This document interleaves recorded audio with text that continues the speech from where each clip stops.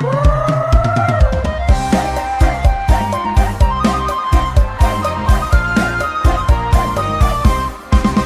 ស្ដីឆ្នាំថ្មីភ្លេងឮក្នុងភូមិសំឡេងខ្លុយបក់ខ្យល់លួងចិត្តប្រជាពេជ្រៀងហៅមិត្តជុំគ្នារាំសារវ៉ាន់ក្នុងថ្ងៃសប្បាយក្មេងចាស់ប្រុសស្រី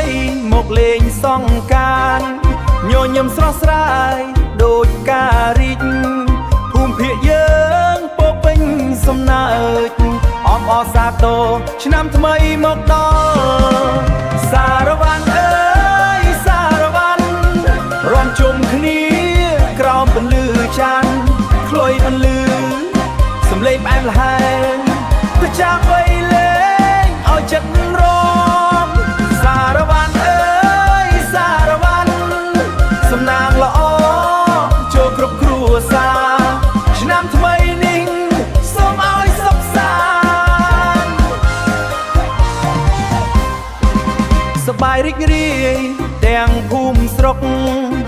ទឹកអបការបងក៏អូបស្រាលក្មេងៗសើចលេងទឹកសប្បាយលេងបុរាណឮពីចម្ងាយហៅមិត្តមករាំសារវ៉ាន់មេឃលើភូមិពន្លឺភ្លឺថ្លាសំឡេងសើចឮពេញវាលថ្ងៃសង្កា